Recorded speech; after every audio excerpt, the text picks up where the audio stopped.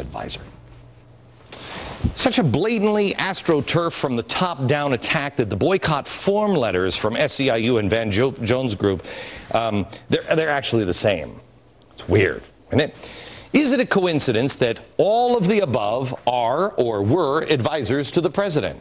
By the way, he was an advisor to the president, and now he's with George Soros's group. Is it possible that maybe by pointing out every night that there are radicals, Marxists, and communists in the White House, maybe that struck a nerve? Has someone decided that they must destroy my career and silence me because we've stumbled onto something? Here's just another attack we found out moments ago from the president of the AFL-CIO. Don't have a picture of him because this just came in. AFL-CIO. Unions. Don't have an advisor to the president. Union. Richard Trumka. This from prepared remarks he's going to give tonight at the Harvard Club. Quote, so now a lot of Americans are angry, and we should be angry. And we've just seen throughout history there are plenty of purveyors of hate and division looking for profit from our hurt and our anger. He goes on to say, we're working to counter the Glenn Beck effect and turn our anger into action for real change. Did you say that? You! Oh, I love these union guys. They're the best. And in all of the attacks on me, which nearly always involve angry, hateful rhetoric, or, he's crazy, in all of these we've seen not one has ever mentioned the White House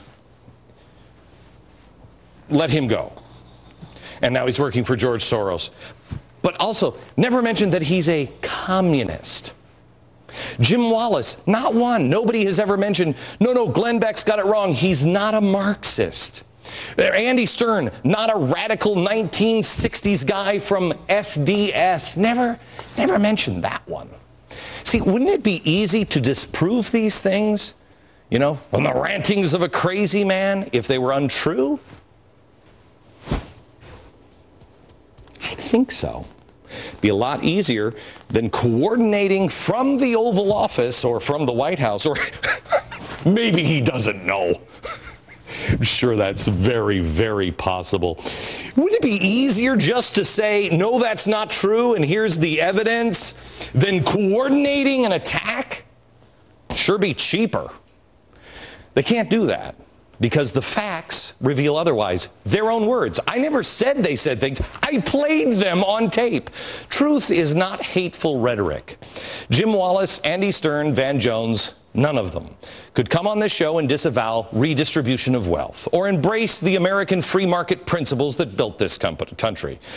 They can't come on this show and accept that charity comes from individuals or church groups, not the government. Is it possible, then, that the White House has absolutely no knowledge, no involvement in these boycotts whatsoever? Has there ever been a case in American history, outside of the hardcore radical progressive Woodrow Wilson, where an American president administration tried to destroy the livelihood of a private citizen with whom they disagree? Can't think of any. Much has been made over the years, and rightly so, of Richard Nixon's enemies list. It's been chronicled over and over again by the mainstream media. But isn't this the same thing? Where's the media? Do the rest of you in this business think it's going to stop with me? Really? Once they get me, what happens to you? Is there absolutely no chance whatsoever that you might be a target at some point in the future? What is that poem, First They Came for the Jews and I Stayed Silent? Next, I'll show you the very latest attacks on me. These are actually kind of funny. I'll show you how they're really going for the jugular now. Next. Soros over here. Today is a very special anti-Glenn Beck day. In addition to the White House advisor-led boycotts here here, and here. Oh, and now AFL-CIO is in it. I didn't have a picture of the guy, but he looked angry. Thanks to Jim Wallace stoking the flames and bearing false witness against his neighbor, me, today was Send an Anti-Glenn Beck Haiku Day on Twitter. You have no idea how hateful a haiku can be if it's in the hands of the wrong people. To give you some sort of inkling of the anguish this has caused me, I will share a few of the haiku attacks. Here's the first one. And Jesus said to all his hungry disciples, hands off my fish, chumps. And another. It is so quiet, except of course for Glenn Beck. He's never quiet. Who would release such vicious vitriol? Surprisingly enough, it's a religious group, a group called the Jewish Funds for Justice. It's ironic. It really is. Barack Obama and his administration continue to obliterate our relationship with one of our closest allies, Israel, and I'm attacked by a Jewish group as I continue to vehemently support and defend Israel. But anyway, when you look at with, whom the Jewish Funds for Justice are partnered, it does become just a little bit easier to understand. Acorn, hey, AFL-CIO, aren't these? That's weird. That's the same. Center for American Progress, that's George Soros. That is weird. And then, of course, the Interfaith Worker Justice and progressive Christians, progressive clergy, progressive... It's so progressive, isn't it? It's great. It's almost like you and I are really close to hitting home. I think we're making progress. We're onto them. This is their progressive AstroTurf way of doing something about it, because this is the way this guy does this. We will resist the total transformation of our country, but we will do it peacefully. Yes. People did that under him, and people did that here. Well, not so much, because the people who are in his administration hated this guy, and they didn't resist peacefully. They were setting bombs off. But we will resist peacefully. I have to tell you the truth. I've never seen anything like this. I've never seen anything like this. I can't believe. I mean, if this was happening to Katie Couric, I would be standing up. You're kidding me. Somebody who has a differing opinion and the administration people are set out to destroy his career? Wow.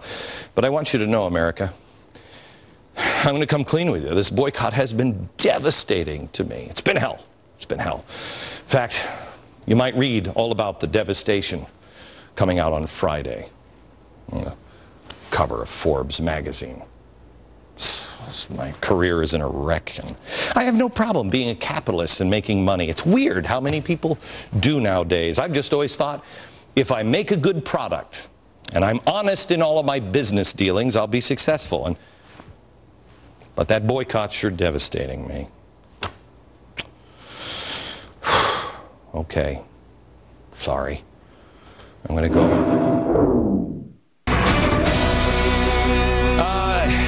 This morning on my radio program, you can find out all about it at glennbeck.com. I said I was going to start auctioning the original paintings. The original paintings were done by me and Paula Hawkins, and they are they're hanging in my office, and they are really spectacular. And I've decided to put them up for auction, and I'm going to do three separate things. First one, let me start with Hope, if I can. I'm going to auction off Hope for 828, which is on the mall at Lincoln, the Lincoln Memorial, August 28th, for the Special Warriors Foundation. Charity, I'm going to auction. Every dollar raised will go to John Huntsman's Huntsman Cancer Institute, because he's the most honorable man I know.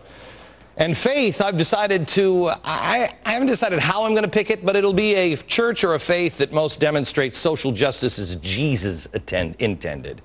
You can bid on these things at charityfolks.com. See, this is the way charity. I decide to do my work and give it to somebody else. It's weird. Back in a minute. Let everybody know the mantra. Use truth as your anvil and nonviolence as your hammer. And anything that doesn't stand the test when it is brought to the anvil of truth and hammered with nonviolence, reject it. We'll see you tomorrow from New York. Good night, America.